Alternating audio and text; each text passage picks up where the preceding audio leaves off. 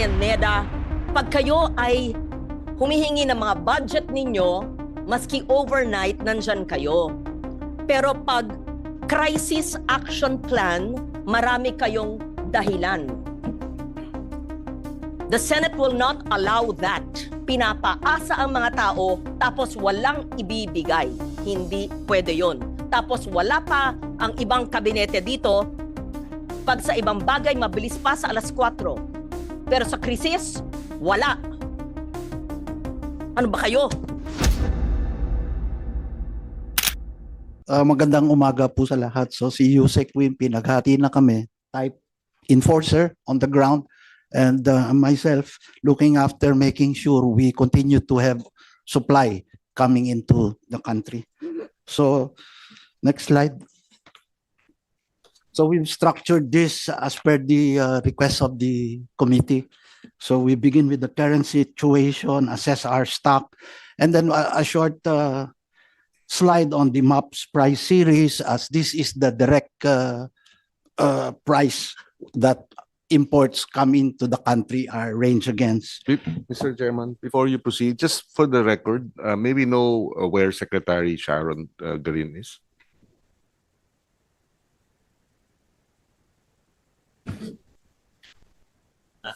Alam ko, papuntang Malacanang. I'm trying to verify, but I heard she's on her way to Malacanang at the time that we had a press con at 8:30 to 9:30, and she was on the way. Yes, this morning. Yes, thank you. Thank you. Just for the record, Senator Kiko, I actually told her that it's imperative that she brief us in person dahil ang isa sa pinakamalaking casualty dito ay energy sector. Pero may pinadala siya sa akin napakahabang schedule niya na hindi ko naman hiningi. In short, busy raw siya today, no?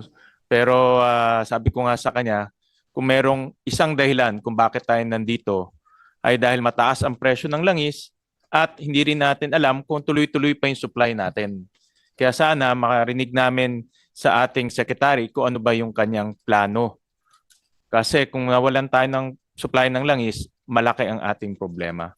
Nevertheless, pinadala niyo yung kaniyang mga undersecretary, and I hope that the undersecretaries can commit a contingency plan, hindi lang motherhood statement, katulad ng sinabi ni Senator Lauren. So go ahead, Yusek Sales. Mr. Chair, I join you and Senator Kiko and the rest in asking that no less than the cabinet level should be here.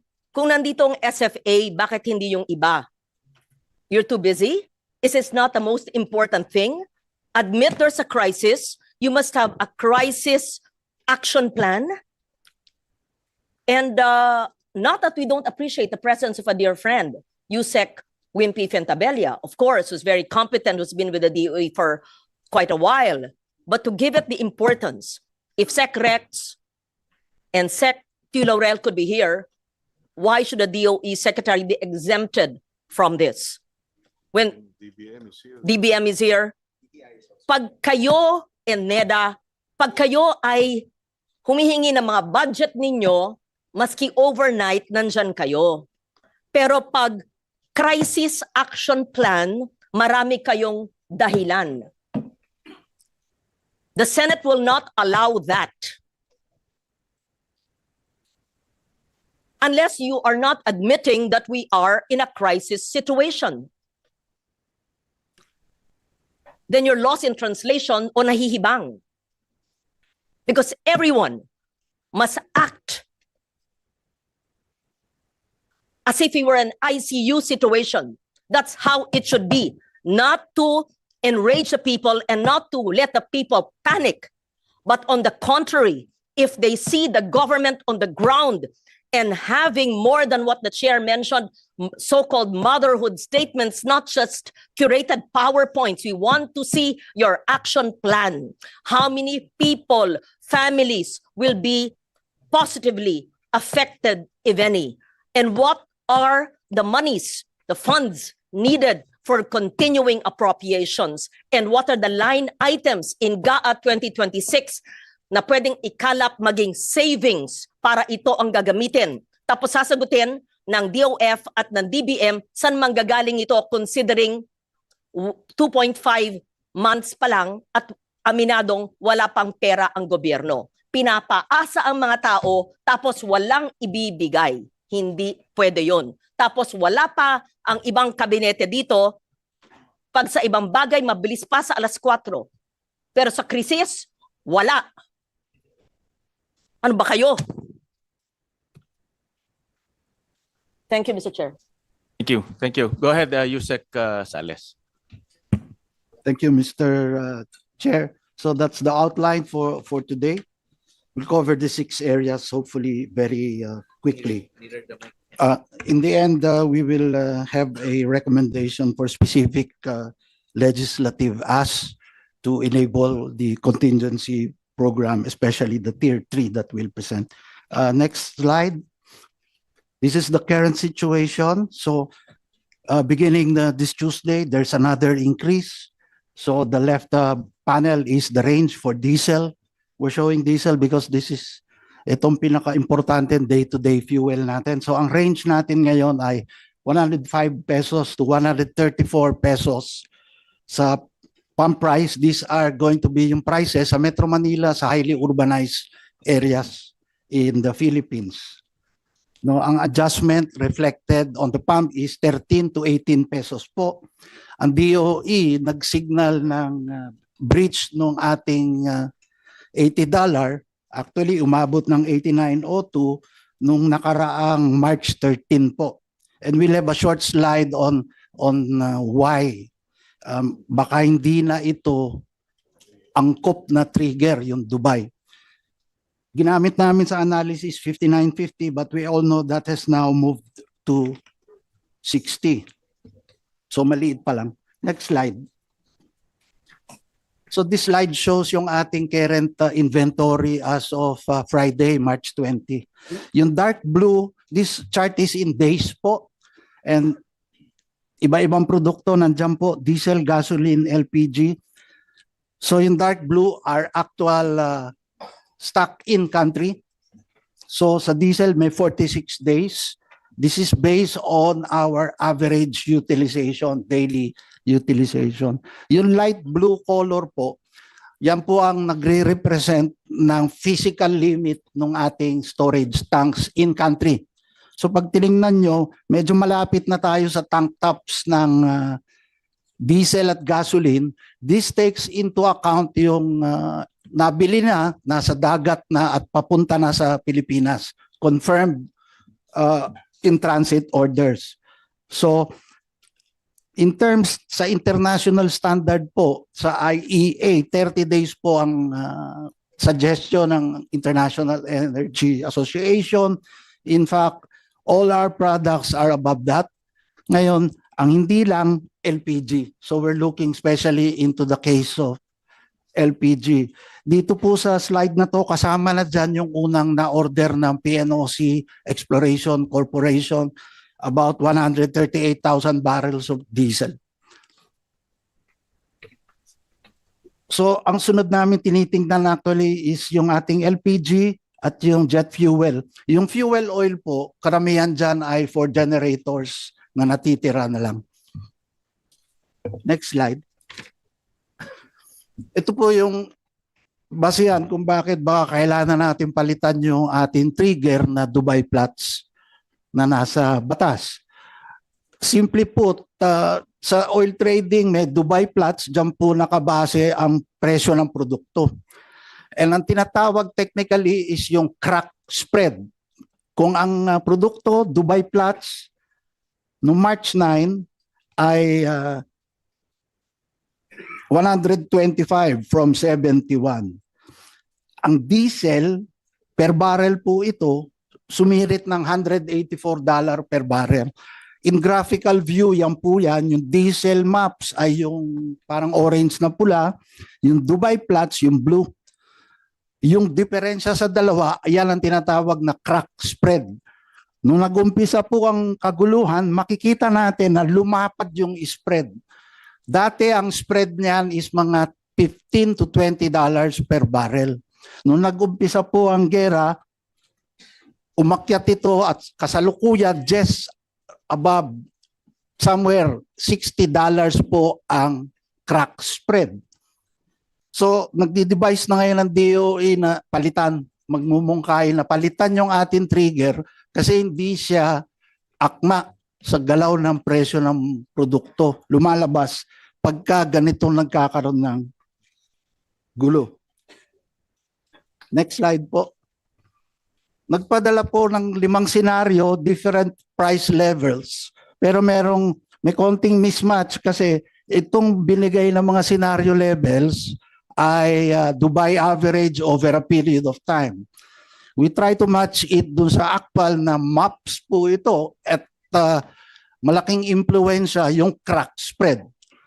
So based on that, ang tingin ang evaluation ng DOE is actually nasa scenario 3 na po tayo na binigay po ng committee. So scenario 3, lumalapit na po tayo sa scenario 4. And precisely why we think that it's more appropriate now kasi parang lumalabas yung trigger na huli. When in fact, kung na-redesign natin yung trigger to something more appropriate now, like basing it on maps and yung appreciation, maybe yung trigger mas maagang dumating. Kasi yung trigger dumating March 13 po nag-release because Dubai Flats ang nakalagay. Pero when in fact 2 days after, kung nasa maps ang trigger, na-trigger na po natin. Sorry. Anong dapat ginawa? Or anong dapat gawin? Anong pumungkahin nyo? Well, we're doing a policy note on changing the trigger, hindi po nakaano sa Dubai Flats. Ihahalo natin yung takbo ng MOPS, which is the mean of Platts Singapore, on the products, diesel, gasoline, and kerosene po. This problem has been ongoing for several weeks. And you're saying that hindi po nabago. Ano po ang dapat gawin ayon sa inyong mungkahi at ganong katagal bago nyo mabago para akma We will, sa panahon? yes, thank you, Mr. Chair. We will be presenting for legislative action po yung pag-change ng trigger. Nasa batas po kasi yung trigger.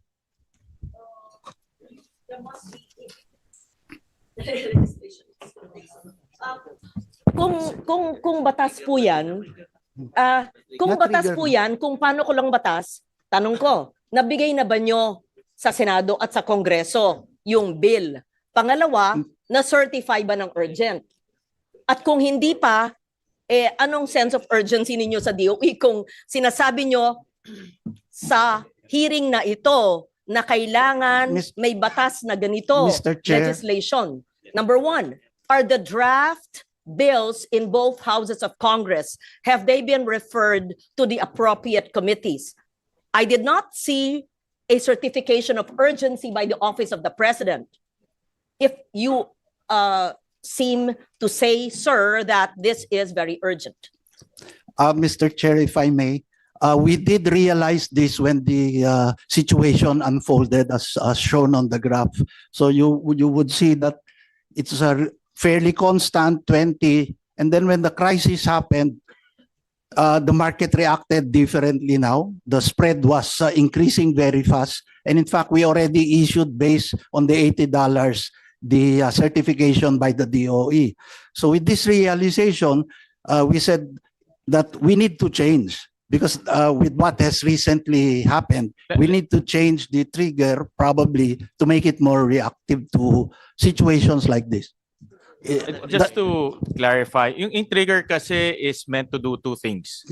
1 is to trigger the suspension of excise tax. 2 is to release the Pantawid Pasada under DOTR.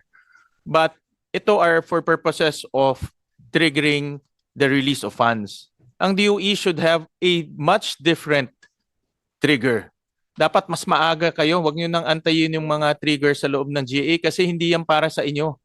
Para yan sa release ng funds.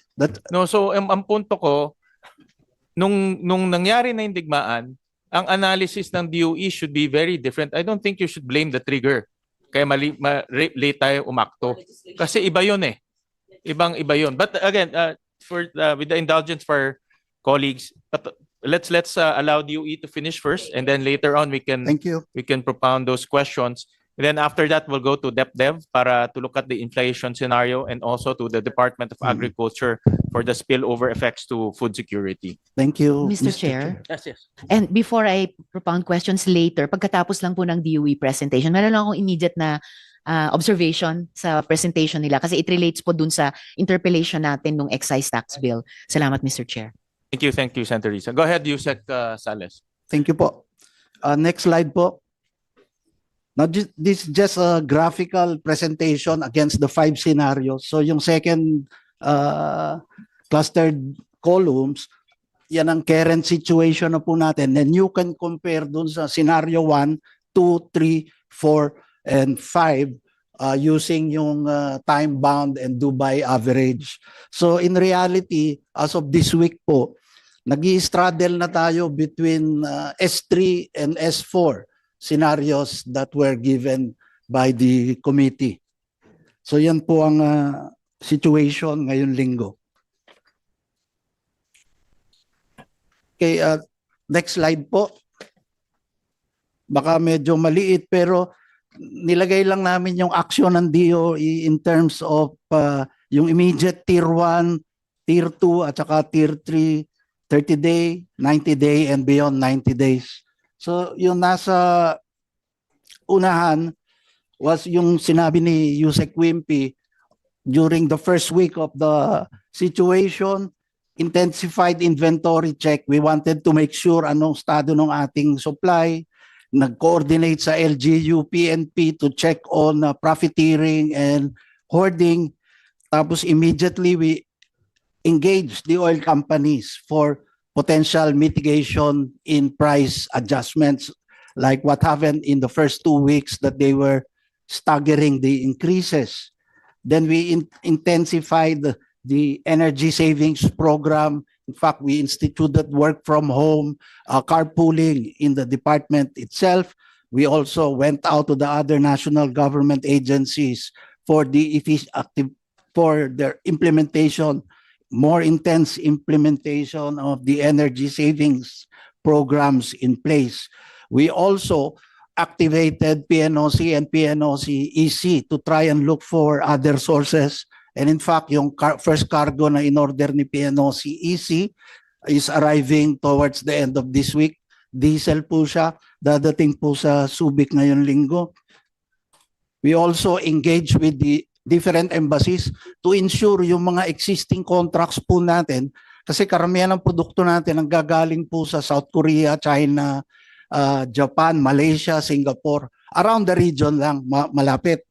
But we talk to all of the ambassadors here, and in some of the instances directly talk to their Ministry of Energy or to ensure that yung existing contracts yun na order na in place ay wag pong tamaan ng any sort of export ban. And in fact, kaya medyo gumanda yung inventory, may deliveries na dumating from China, South Korea, Japan. Yung usual suppliers natin are still coming in. That's why yung pinakitang inventory is relatively high. May 38 days po tayo sa gasoline, 42 I think days sa diesel, and more para sa bunker fuel. No? So those are the things we immediately encountered. Of course, pwede rin kasi mag-cascade into the power sector, so we immediately talk to the importers of our coal. So although in power, mas konti na lang ginagamit natin, peaking fuel na lang yan. But of course, yung coal kasi ini-import natin sa Indonesia, so may marginal increase dahil sa transportation, shipping costs sa Indonesia. So hindi pa namin na-quantify, but it's looking itong mga bagong shipments na dadating ng coal, marginally 10 to 20% increase, primarily sa freight costs. No, but we're already engaging the power plants, especially magsa-summer na po tayo. And then yung define natin sa tier 2, further actions natin in the short to medium term, ito na nga, nag-engage na kami sa embassies to ensure our continued supply para sa mga private contracts with all of our supplying countries. And then we intensified yung ordering ng PNOC and PNOC-EC to move out from the traditional sources din natin dito sa Southeast Asia. And when they're talking to US supplier and South American suppliers, Indian suppliers, which are not traditional. The only drawback is humahaba yung resupply time, US mga 40, 45 days, kung India ka mga 30 days. But we have to keep the inventory up. And we also have already issued the department circular loosening the use of diesel to Euro 2 standard, but of course this is going to be limited to generators, the old engines. This has particular effect sa mga jeepneys po natin that run on older engines, and it will not be a problem for them to use Euro 2. So that's loosening up on that requirement. We have recommended as well a exemption to the importation of biofuels, because every % biofuel, nababawasan yung need for the gasoline and the diesel. The NBB will be convening to address yung potential to increase yung ethanol blend sa gasolina po natin. Currently, nasa E10 tayo. Baka we're looking at increasing it to E15. Although meron po tayong existing na voluntary E20 usage. Pero maraming technical discussions about E20. Also, we are going to be seeking approval for the supplemental budget for PNOC. The request has been passed to the Committee on Energy chair in the House, I think. So we want to activate yung funds ng GOCC natin to be able to address yung inventory natin in country to keep it at a healthy level.